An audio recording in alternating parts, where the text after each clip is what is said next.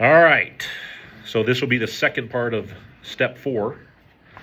We will be at the bottom of 65. Did anyone do the first 3 columns? I did.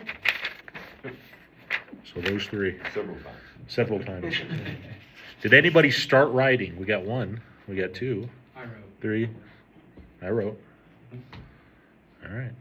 I wrote in my head. Honesty. Well, and You got lost. I didn't just blanket it with I have nothing. I found something. So, Was it hard to put the pen to paper? Once you did you keep writing?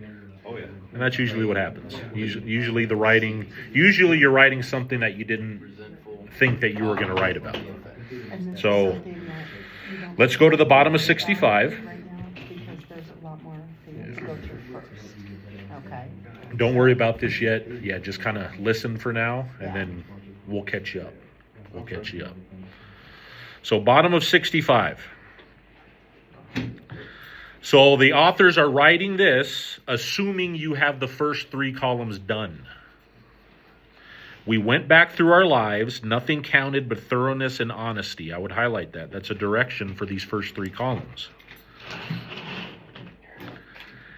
And here's where it says we only do the first 3 columns. When we were finished, we considered it carefully, and that's where I wrote the first 3 columns,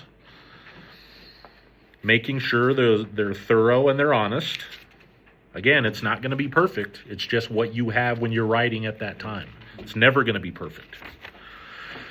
Now, it's telling us when we look at it, the first thing apparent was that this world and its people were often quite wrong. To conclude that others were wrong was as far as most of us ever got. And that's what those first 3 columns are. Why they are wrong and what they did to me. The usual outcome was that people continued to wrong us and we stayed sore. Sometimes it was remorse and then we were sore at ourselves, but the more we fought and tried to have our own way, the worse matters got. I have that highlighted. As in a war, the victor only seemed to win. Our moments of triumph were short-lived. And I would highlight this entire next paragraph. It is plain that a life which includes deep resentment leads only to futility and unhappiness. To the precise extent that we permit these, do we squander the hours that might have been worthwhile. But with the alcoholic, whose hope is the maintenance and growth of a spiritual experience, this business of resentment is infinitely grave. So infinite, forever, endless. I would write that. Grave, deadly. And what does the next sentence say? We found that it was fatal. So up to this, what was the first thing the authors described that would kill us? Selfishness. We read that, why we have to do step 3. Now what are they saying is going to kill me? Resentment. It's not saying alcohol or drugs. Selfishness will kill me. Resentment will kill me. Those are the reasons I drink and use. But, we talked about this already. A lot of people will take their own lives sober because they don't know how to overcome that resentment and selfishness. Those are the 2 key, defects that we have in untreated alcoholism. What did you have for grade? Deadly. And if we have time after this, I'd like to share with the new people exactly how powerful that is. Sure. Exactly what Yep. you told me. Start out there, For when harboring such feelings, so we hold these feelings inside, we shut ourselves off from the sunlight of the Spirit, shut ourselves off from God. Here we go. Here's a promise. The insanity of alcohol returns and we drink again. And with us, to drink is to die. That is, like I said, not all the promises in here are good. But that's a promise. The number one things that causes us to drink as alcoholics is anger. It's resentment. And I would highlight this small paragraph. If we were to live, we had to be free of anger. The grouch and the brainstorm were not for us. There's another word you think is a good word. brainstorm. You know, when I think of that, I think of people getting together as a group and putting their ideas together. There's another definition for brainstorm. Violent, transient fits of insanity. Violent, transient fits of insanity. Brainstorm. That's what the Look it up.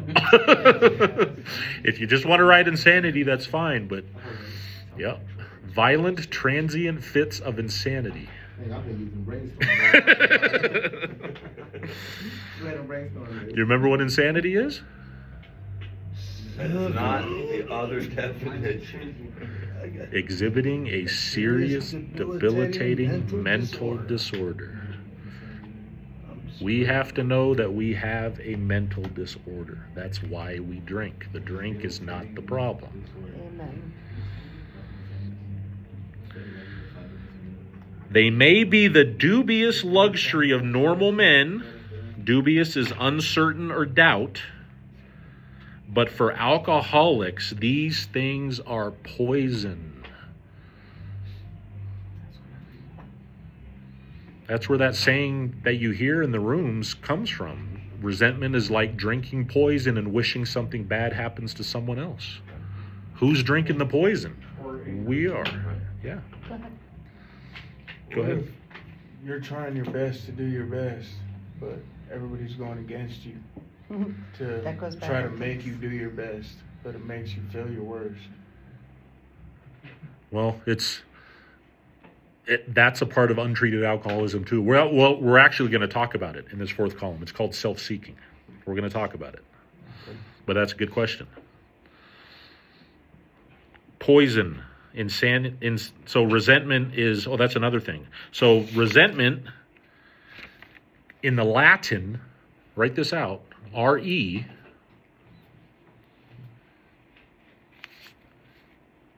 and then sentir. Spell sentir. I know. S-E-N-T-I-R.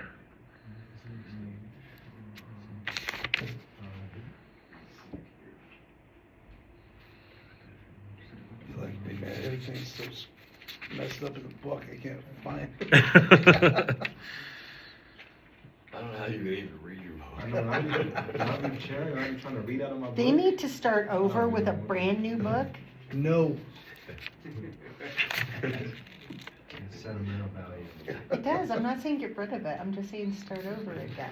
I know I have it written down. I can't even find it. This is my third book. But basically, in the Latin, you're reliving that anger over and over and over again. It's not going anywhere. So you can think about something, and none of us do it until we get down and write down the inventory. But we will have resentments going all the way back to as far as we can remember. Is this 5 years old, 6 years old. a feeling of indignant displeasure or persistent ill will, resend or refeel? Refeel, there it is. Thank you, Daniel. Yeah. Yep. Refeel. Say that full definition again. A feeling of indignant displeasure or persistent ill will. Persistent ill will. In other words, it doesn't stop. Because I'm angry at someone, does it just go away? We think it does sometimes, but what we usually do is drink and then we stuff it. And then we do that with another resentment, and then another resentment, and then another resentment. And what happens? We blow up. We're filled with them. We either blow up in untreated alcoholism, and we don't, and that's when we really feel it, when we're not drinking. Usually when we drink, that's what pushes it down. That's what helps, that's our higher power at the time when we're drinking. But when we're in, like going to AA, and we're in untreated alcoholism and we're not drinking, that's when you re-feel it over and over. And if you don't do anything about it, you're going to suffer, and you're going to continue to suffer, or you're going to drink. Or die. Or die. Yep. And we just read it. It's fatal. Go ahead. I find that resentments can be like a pie. You can have one resentment and you're okay. But it's like a pie. There's 12 slices. But you have a pie of resentments. You can't shake them. No. I can forget that you did me wrong 10 years ago, but Bill and this and that happened, and all of a sudden it just crashes on you, and you're like overwhelmed. Well, and sometimes we think that we can forget, but you just brought it up. You remembered what I did to you 10 years ago. If nothing is done about that, it's not going anywhere. Today when I got out the hospital, in the hospital, everybody was solid and supportive. Mm-hmm. The moment I checked out, everybody was going right back to where I was. You gotta do this, you're gonna die. This is what's gonna happen. This is that. And this is all within an hour. But that kind of behavior tells me they want to help you because they care about you. Mhm. They don't want you to die. Yeah, but in my mind, it's It's anger. like, It's anger. Yeah. I was just wanted to see you. Yep. My focus was just happy to see you. I get it. And you guys turn around and tell me I don't want to see you at all. Well, and that anger is stemming from other anger that you already have that you don't even know about. And it's a little early to see this, but what you just said, take a look at the contradiction, okay? Because you just said they, pointing your finger at what they did, but then you turned it on yourself in my mind. That's where it all lies, is in your mind. And I know it's too early to see that right now, but just hold that tight as you go through this process. Yep. All right. Here's the here's the key. This is where we start this fourth column D that's not shown on page 65. Page 65, we see 3 columns, right? So here's the boomerang I was telling you guys about last week. We turned back to the list. So the list should be done. Mhm. Those first 3 columns should be done, or as best as you can get it done. It'll never be done. So we turned back to the list, for it held the key to the future. We were prepared to look at it from an entirely different angle. We began to see that the world and its people really dominated us. In that state, highlight this is super important. The wrongdoing of others, fancied or real, had the power to actually kill. So there's a real resentment. I got punched in the face by this guy. That's a real resentment. What about if I see you guys talking over there in the corner and I don't know what you're saying, but I conjure up that you're talking about me? Fancied. I do that often. Fancied means imagined in the mind. Imagined in the mind is fancied. I would write that right next to fancied. So there's the resentments that, I either caused you harm or you caused my harm. Those are definitely written down. But what if I imagined that you caused me harm? Should that be written down too? Yeah. I had lots of them.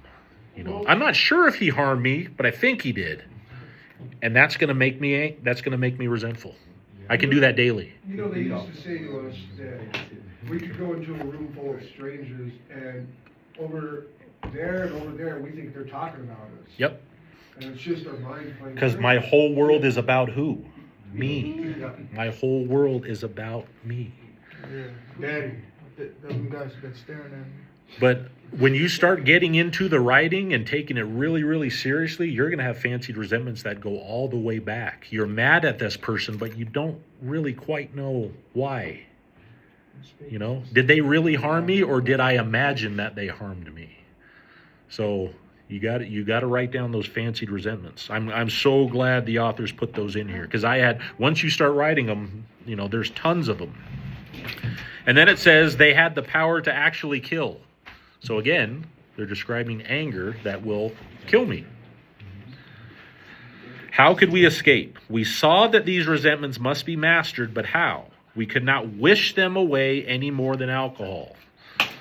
This was our course. We realized that the people who wronged us were perhaps spiritually sick. I would highlight this whole paragraph. I sent this paragraph to someone earlier this week.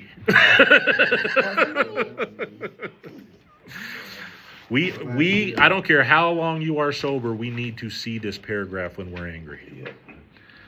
So when someone harms me, you should read this paragraph. I have that written on the top of this page. I wrote down my personal prayer. Yep. What did you write on there? Resentment prayer You can write four-step prayer. You can write anger prayer. Sick man prayer. That's the old school right there. Though we did not like their symptoms and the way these disturbed us, they, like ourselves, were sick too. We ask God. So whenever the book says we ask God, that's a prayer. We ask God, so here's the prayer, to help us show them the same tolerance, pity, and patience that we would cheerfully grant a sick friend. When a person offended, we said to ourselves, this is a sick man. How can I be helpful to him? God save me from being angry. Thy will be done. When someone cuts you off in traffic, you have that small window of opportunity to say, God save me from being angry. Thy will be done. Doesn't always work, but you know what? A lot of times it does.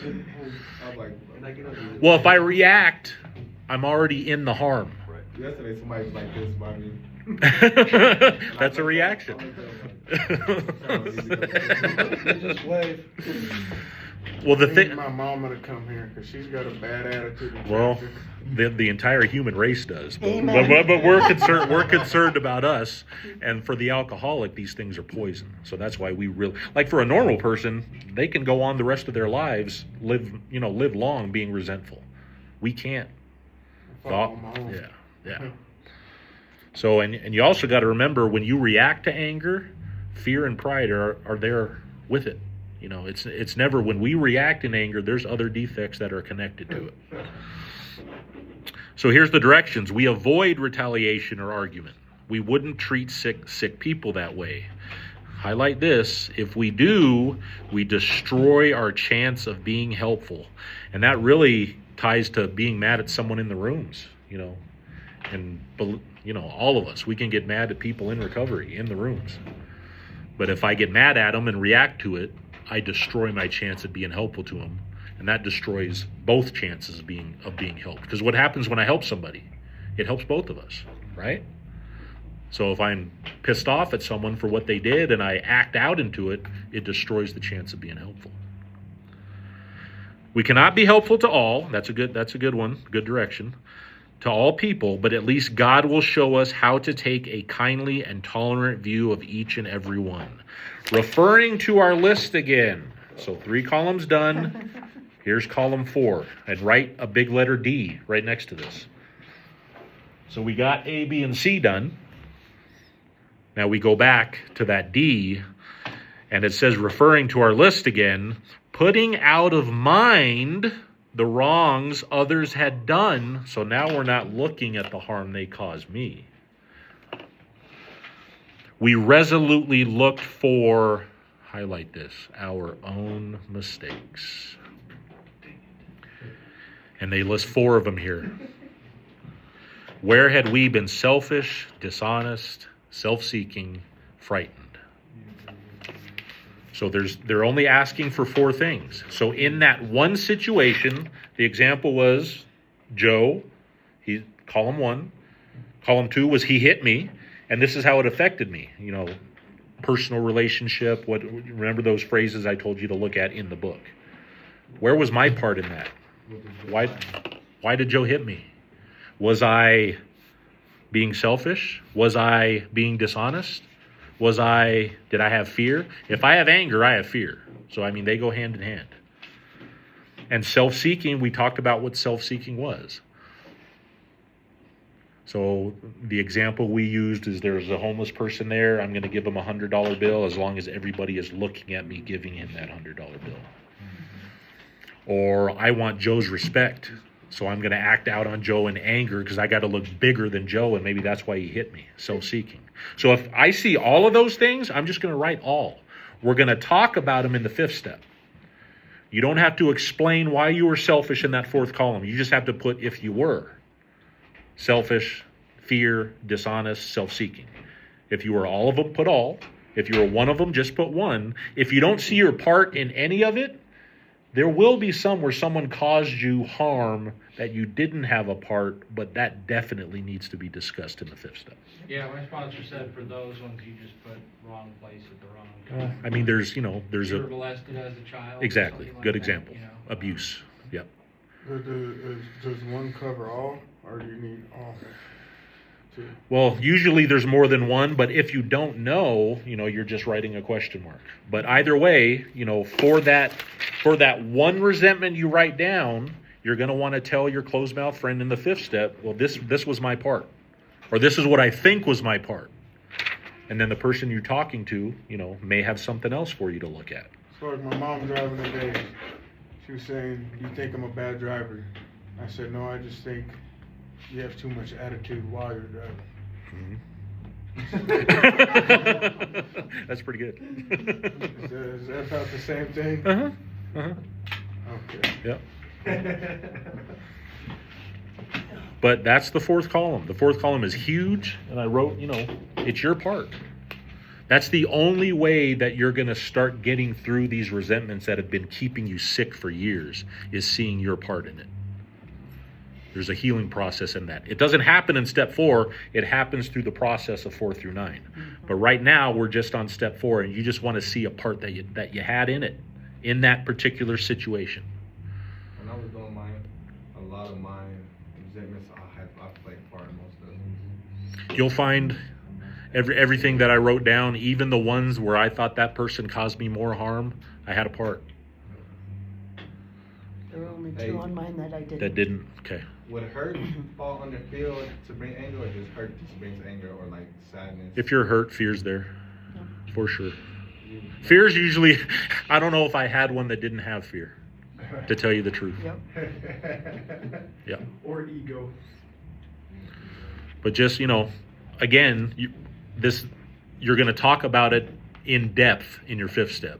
But for the writing, it's those 4 things. Did you have any part in those 4 things? Right. Selfish, self-seeking, dishonest, or fear? Self-seeking, the way it was explained to me, is basically you're taking from somebody, whether it's attention, whether it's Respect. respect, Yep. you're taking, Yep. you're not giving. Right. And that's what self-seeking is. Yep. Is you're just taking something. And it can be a good thing. That's why I use the example of the homeless person, or walking an elderly person across the street, and you have to make sure that everybody's seeing what you're doing. Yep. It can be a good thing you're doing, but it's not so good when you're Because doing. you're taking from That's the right. situation. That's right. It's not, your intention's not That's right. I'm not pure. Yep. You can really write fear on almost every single one of them. That's what I'm saying. I It's, did. something that I read a long time ago is that there's only 2 core emotions, and there's fear and there's love. All other complicated emotions stem from those 2. Yep. I'd have to agree. Yep. Like I said, if you're angry, the fear's there. Most of the times we don't want fear to come out, so our reaction is going to be anger. Well, and it's funny. Involved with ego too. Yep. Oh, ego for sure. Yeah. And it's funny, Kyle, what you were saying. That's why they say the opposite of love is not hate. It's fear. Fear. Yep. And most of us don't realize that. So everybody understand the 4th column. Now that you got the writing done, go back to each situation and put down any of those words where you see a part. And again, if you don't think you played a part, put question mark, but you definitely want to talk about it. Though a situation had not been entirely our fault, we tried to disregard the other person involved entirely. So that's what you do. You're eliminating those first 3 columns and just looking at your part and your part only. Where were we to blame? The inventory was ours, not the other man's. When we saw our faults, we listed them. We placed them before us in black and white. We admitted our wrongs honestly and were willing to set these matters straight. So again, when you write down your part, it's going to come out more in the 5th step in more detail. This next paragraph, write in big letters, fear. This is where the fear directions are going to start for the second inventory. Notice that the word fear is bracketed alongside the difficulties with Mr. Brown, Mrs. Jones, the employer, and the wife. So that's going back to page 65. In the 3rd column, you see where Bill Wilson has fear in parentheses. This short word somehow touches about, I have this highlighted, every aspect of our lives, like you were just saying. I have all this highlighted. It was an evil and corroding thread The fabric of our existence was shot through with it. It set in motion trains of circumstances which brought us misfortune we felt we didn't deserve. Here's the kicker. But did not we ourselves set the ball rolling? Sometimes we think fear ought to be classed with stealing. It seems to cause more trouble. And most of our fears, most of them, and that's where I love that saying, fear, false evidence appearing real. Most of the fears that we have is something that hasn't even happened. I like the most. False evidence appearing real. And remember what kind of mind we have. What kind of mind do we have? A mind that is not in reality. So fear is a huge part of untreated alcoholism. Like I said, I had panic attacks daily. I gave myself the shingles because of fear. You know, that's what it can do in untreated alcoholism to the alcoholic. It gives me anxiety like when I be out sometimes. Mm-hmm. But just know, anxiety is fear. That's what it is. And we can take it to a whole different level. But most of the time, the things that are worrying us the most are something that hasn't even happened. Or something that's not even real. They're irrational, like most of the fears are irrational. Stupid things that we like you hear that knock on the door. Our mind goes to, it's the police, it's this, it's that, I'm not gonna answer, whatever, or the phone being, same thing. It's irrational fears. And a lot of fear comes from those fancied resentments that we just talked about. I'm fearing about something, and remember when we were getting into step 3, they were talking about our mind is like the actor running the whole show. We can have this entire conversation in our head filled with fear about something that hasn't even happened. And we can spend hours, days, however long it takes, to get through those fears. I bought a new car a few days ago, and the guy told me that I had to fill out a piece of paper to get the title. Yesterday morning, he told me to come get the title, and then texted me shortly after saying that my funds hadn't cleared his bank yet. So that's where Big the fear fear set in. And for the last 24 to 36 hours, we've been going to court, I've been the judge, I've been storming in there with a team of people, Right. and looking through the filing cabinets myself, and tonight after work, I went and picked up the title. So there was hours there that I squandered, Yep. in fear. And we all do it. Well, it We sounds all like do you've it. had a week like mine. I took Monday off work, came in Tuesday, and all of a sudden I have my team members messaging me, I have old supervisors messaging me, and everybody's up in arms about some resignation, something or other, and layoffs, and you name it, company-wide. And I'm like, okay, can you give me just a second? I'm like, layoffs, oh my God, I can't afford a layoff. I can't do this, I take care of my grandkids, and I need this job to pay bills, I need all of this. And I'm like, stop, find out what's going on. And so I did. I did the research and I listened to what was going on, and I'm like, okay, let's back it up. And then I got to put everybody's mind at ease that no, we're not doing 30,000 layoffs, but social media says, why are you on social media? And your initial reaction was, my grandkids are going to starve. Yeah. That's what fear I'm does gonna to be us. homeless. Yep. Not to That's bum what it out, my biggest fear is if I'm gonna wake up tomorrow. Used to be. Yep. That used to be. Yep. And a lot of times when I woke up, I was mad that I woke up. I was just grateful to wake up. Today you Yes. should be, tomorrow you will be grateful to wake up. Yeah. Okay, so here's the directions. Call this the fear directions. We reviewed our fears thoroughly. We put them on paper. This is our second inventory. Even though we had no resentment in connection with them. So there's fears. If you're mad at somebody, that person's name should go to your fear list. But we also have fears where we're not mad at the spider that we're afraid of, or heights. So, whatever you're afraid of. And then we asked ourselves why we had them. Wasn't it because self-reliance failed us? So that's 3 columns. The first one is the fear, and that can be a name, or that can be heights, spiders, snakes, whatever you're afraid of. Middle column is B. Why do you think you had them? Sometimes you fell off a ladder. That's why you're afraid of heights. Sometimes you don't know. I'm afraid of this person. I don't know what he did to me, but I don't like him. That's a fear. If you don't like someone, that's still a fear. And the third column is a simple yes or no. Did self-reliance fail me? Am I relying on my own untreated alcoholic mind, or am I relying on God? The God that I came to give my life to in step 3. And so we're running this fear inventory off of each resentment. Each resentment. Yep. Okay. Yep. So if you in that fourth column of the resentment inventory, if you have fear there, that person is going to this inventory. Just to make sure that you don't miss anything about that resentment for that person. Does that make sense? And I'll have these, I can pass these around. So the first resentment inventory is 4 columns. This is a simple 3 column. The fear, why we had them, did self-reliance fail me? Because if I'm not relying on God and I'm relying on my own mind, guess what? I'm in fear. Who removes fear? God does. Yep. Fear, and that's in the Bible, fear does not come from God. So if fear's not coming from God, where is it coming from?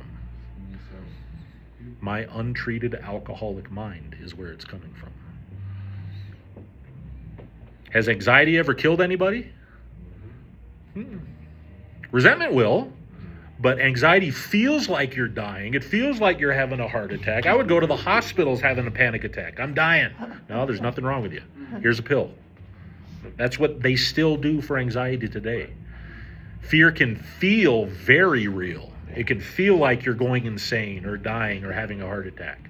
But that's the physical part of fear. Anxiety never killed anybody. It'll go up like a roller coaster, and it'll come back down. It'll always come back down. But it can seem very, very real and painful when you go through it. I went through it daily for years, not thinking there was a solution for it. I took every medication possible, and I never got rid of it. God took it away in Alcoholics Anonymous. That's one of the, I describe all kinds of different miracles that happen. That's one miracle that it's unreal. I don't have anxiety today. Do I get it at times? Yeah. But I know what to do with it. I know where to go with it. You have situational anxiety? Mm-hmm. Yep. From 1988 until 2020, I was in and out of emergency rooms, thinking I had breathing problems, thinking I had 'Cause that's heart what it problems, feels like, you name yeah. it. Nobody could figure it out, ever.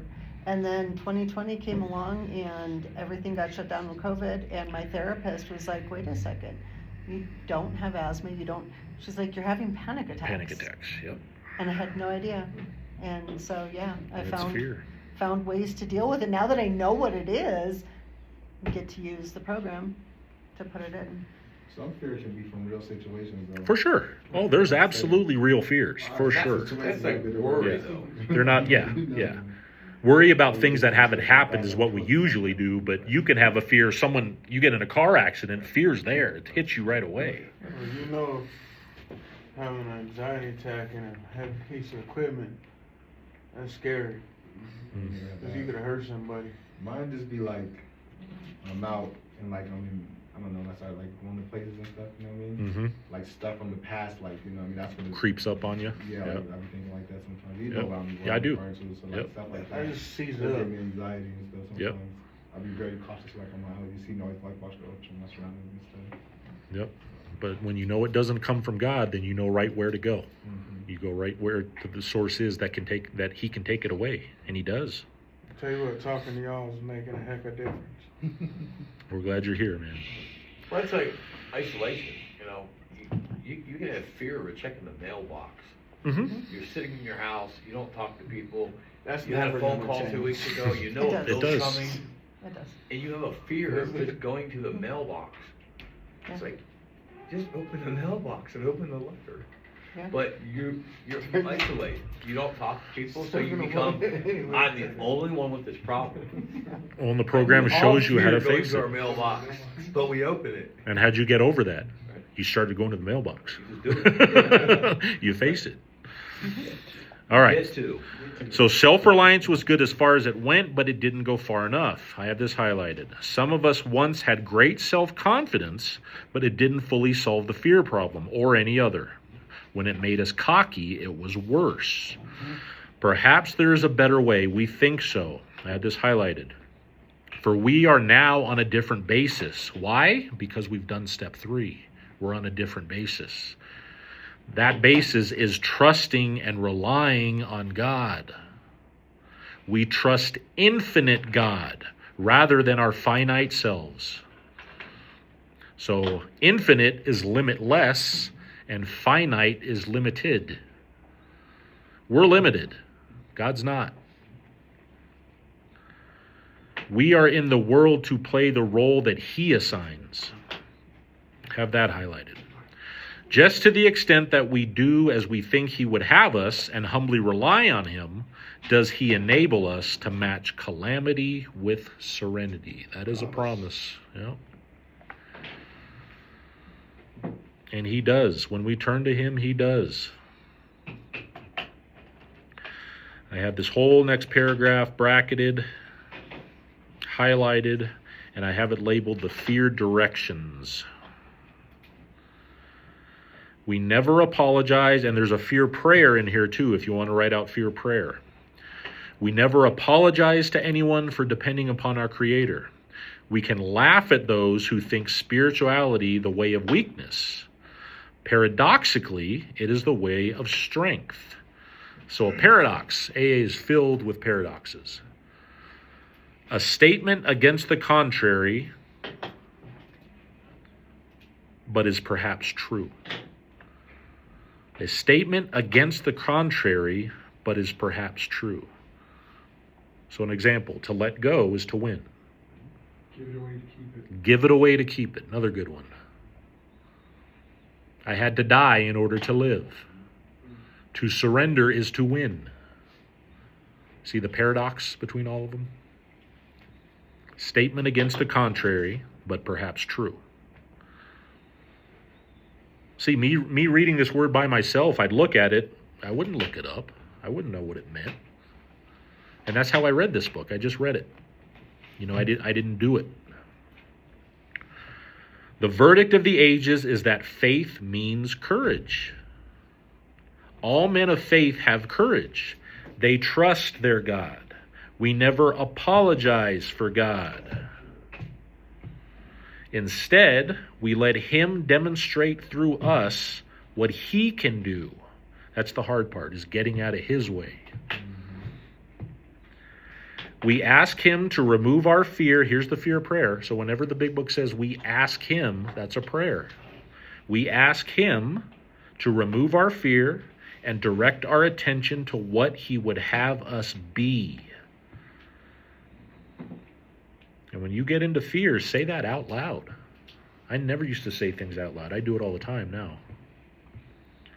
At once, we commence to outgrow fear. That is a promise.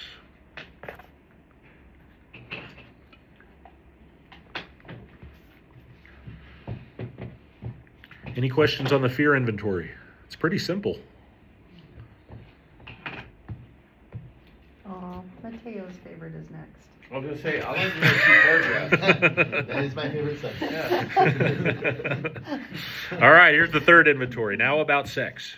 Tough. So this is the sex inventory. Many of us needed an overhauling there, but above all, we tried to be sensible on this question. It's easy to get way off track. Here we find human opinions running to extremes, absurd extremes perhaps. One set of voices cry that sex is a lust of our lower nature, a base necessity for procreation. Then we have the voices who cry for sex and more sex, who bewail means regret, the institution of marriage, who think that most of the troubles of the race are traceable to sex causes.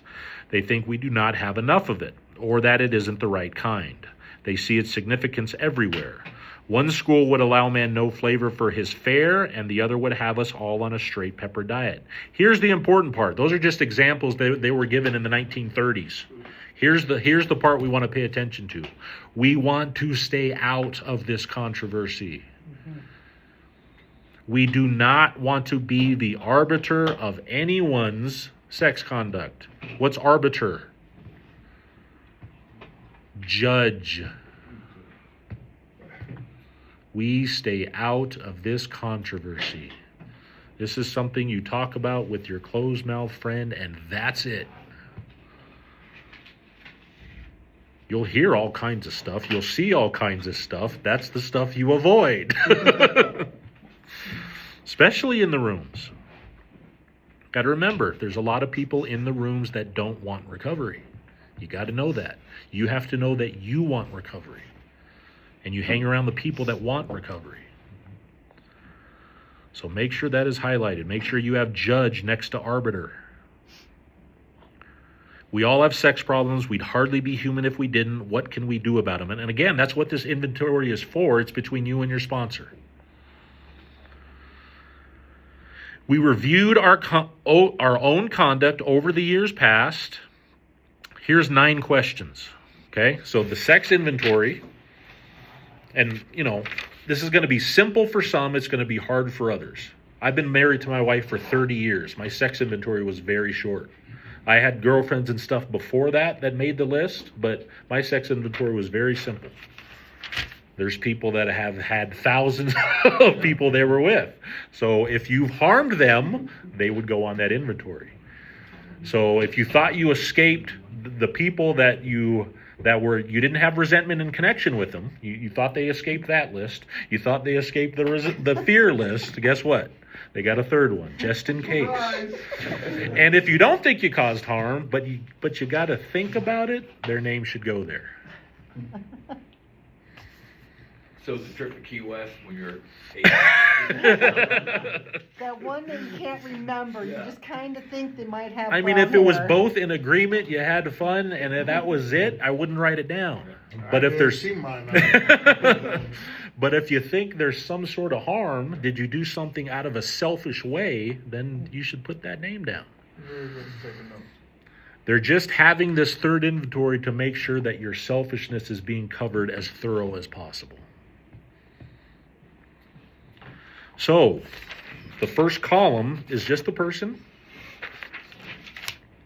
The second is there's 9 questions in there. I just wrote answer 9 questions in that middle column. And there it is. Where had we been selfish, dishonest, or inconsiderate? There's 3 of them there. Whom had we hurt? Now remember, like if there's a divorce, if there's cheating on your spouse, there may be children involved. So if you hurt that person, you may have hurt children too.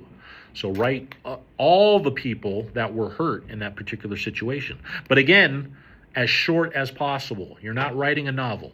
You're just getting to the point and moving on. You can discuss it in your 5th step. So selfish, dishonest, inconsiderate, those are 3. Whom had we hurt is 4. Did we unjustifiably arouse jealousy is 5. Suspicion is 6. Bitterness is 7. Here's number 8. Where were we at fault? And what should we have done instead? That is 9.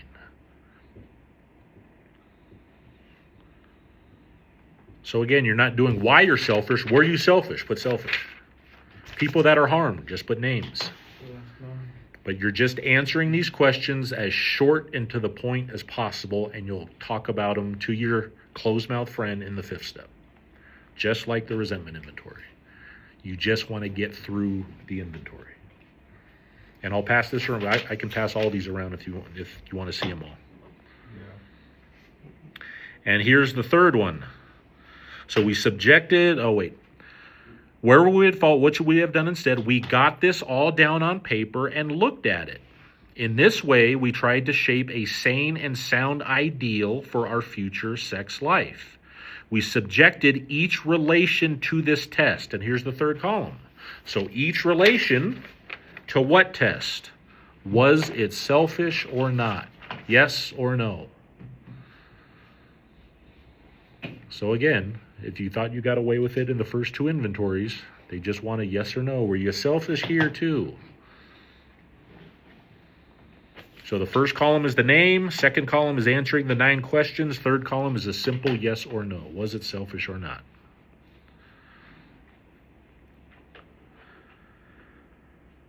We asked God to mold our ideals, and help us to live up to them.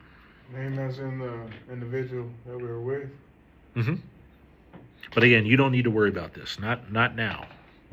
Your focus is going to be step 1, which is a long one. So keep coming back, and we're going to get you that book, and you're going to go through it. So understanding alcoholism is where you're at right now. Last thing you want to do is get ahead of yourself. I've done that. So we remembered always that our sex powers were God-given and therefore good, neither to be used lightly or selfishly, nor to be despised and loathed. Whatever our ideal turns out to be, we must be willing to grow towards it. So an ideal, the definition of it is a standard of excellence. So after you're done with this inventory, you just write a little small, paragraph or a few sentences. Where do you want your ideal, your sex ideal, to be from here on out? That could be as simple as, I'm not going to cheat anymore. I'm not going to look at this anymore. I'm not going to lust at this anymore. Wherever you want yourself to be, and you're not going to be perfect, it doesn't matter, but you settle for progress. So where do you want that ideal to be? Just sum it up. Sum up that inventory in a sentence, in a paragraph, however long you want to write it. And it's telling us to grow towards it. And then I have this highlighted: we must be willing to make amends where we have done harm, provided, and this is the first time they're saying it, they're going to say it a lot more. That's why I tell you not to jump and look at the 9th step. Provided that we do not bring about still more harm in doing so. Don't freak out when you see this person on your list and think, well, if I got to do an amends with her, then I got to stop. I'm going to go drink. No. If it's going to cause more harm, there's a different way to make that amends. We're not going to do every single amends face to face if it's going to cause more harm. If it's going to end your marriage, but that's where our mind goes. We'll look at that, and then we'll look at step 9. Oh, I gotta tell her, don't go there. Just right now, you're just writing it down and preparing to tell one person. You're preparing to get that secret out of you. But that's just kind of a preface of step 9. We're not going to do amends that are going to cause harm. In other words, we treat sex as we would any other problem. In meditation, we ask God, here's a prayer, what we should do about each specific matter. Here's a promise: the right answer will come if we want it. There's a lot of talking to God in these inventories that they're telling us to do, isn't there?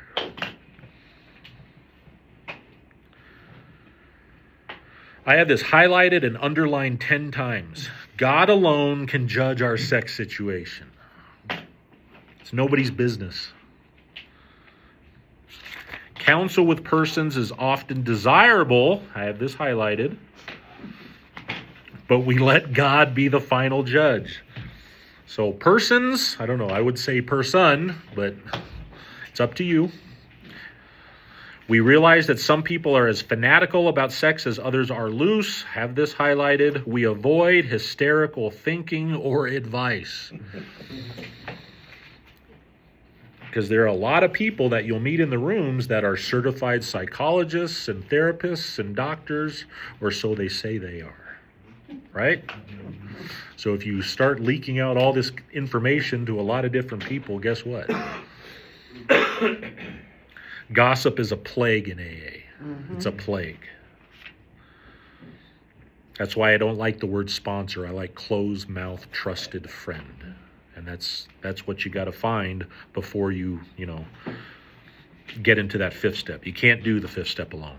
So you either have one or you hopefully have someone in mind to do this with. Suppose we fall short of the chosen ideal and stumble. So I write this ideal. This is where I want my life to go from here on out, and then I fail. Does this mean we are going to get drunk? Some people tell us so, but this is only half a truth. It depends on us and our motives. Highlight the rest of this paragraph. And I have written out to the side, we can apply this to everything, not just the sex inventory. Because we're going to screw up. Guess what? We're in flesh and we're going to sin. That's just the way it is. We're human. But if we are sorry for what we have done and have the honest desire to let God take us to better things, we believe we will be forgiven and will have learned our lesson. Sounds a little bit like repentance, doesn't it? So that's the good news. I have this highlighted in a different color. If we are not sorry and our conduct continues to harm others, we are quite sure to drink, period. Everybody get that?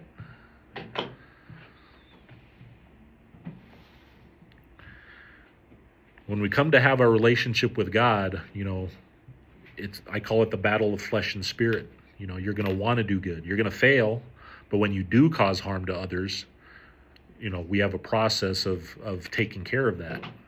We have a process of making an amends. If I am in recovery and I found God, but I continue to harm others and not care about it, it's going to harm me for sure, and it's going to keep harming me. I may not even know it, but it tells me I'm going to drink.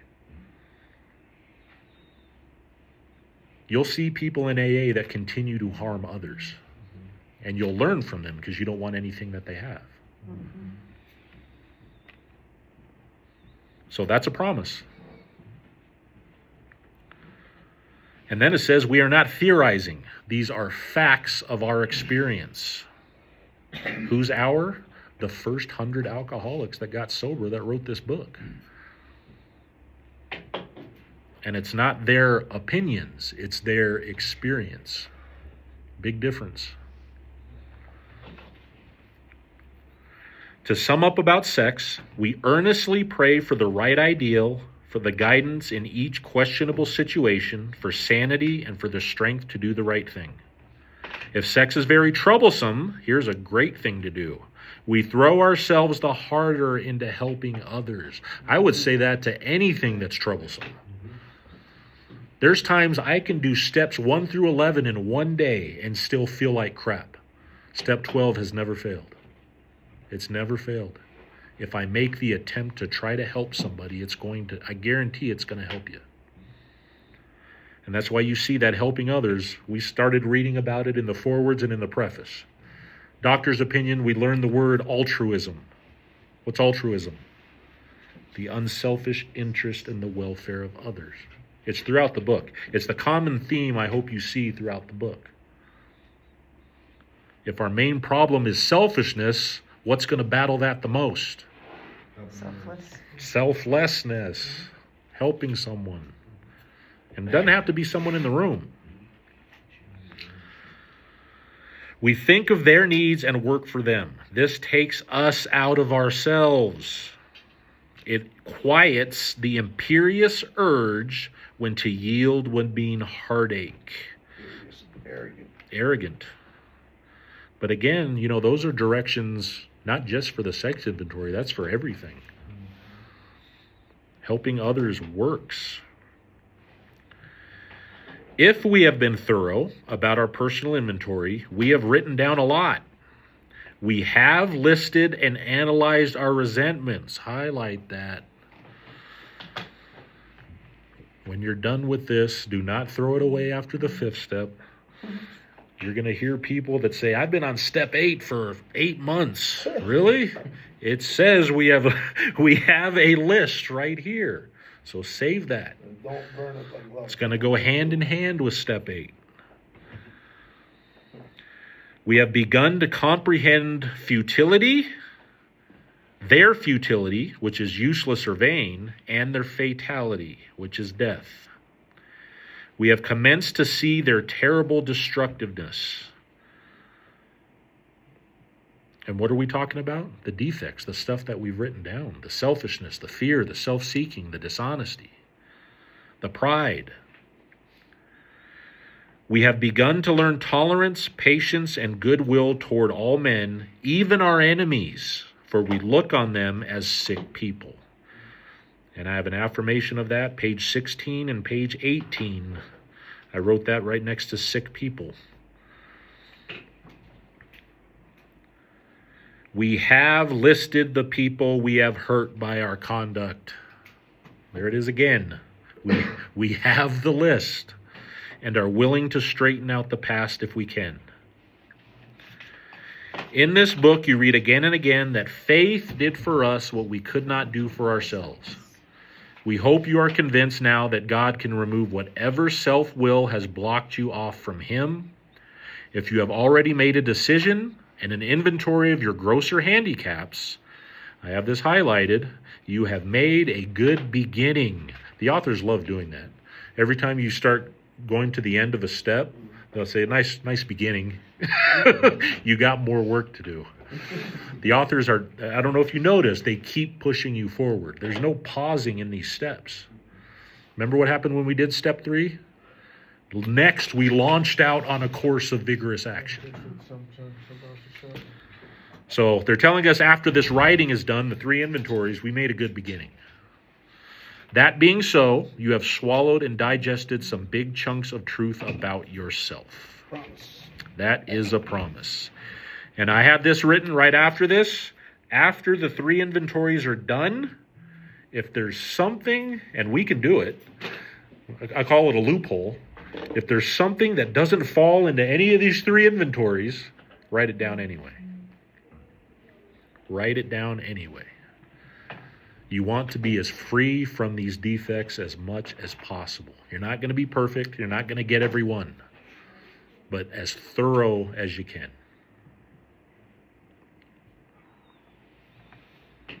So by next week, all 3 inventories should be done. This week, work on your inventories, and you should have someone in mind of doing the 5th step with. If you already have a sponsor, good. I can do 5th steps. Bill can do 5th steps. If Daniel wants to, he can. Who can I ask to help me with the 1st step? There you go. The man who pushes dirt just said he's going to help you. All right.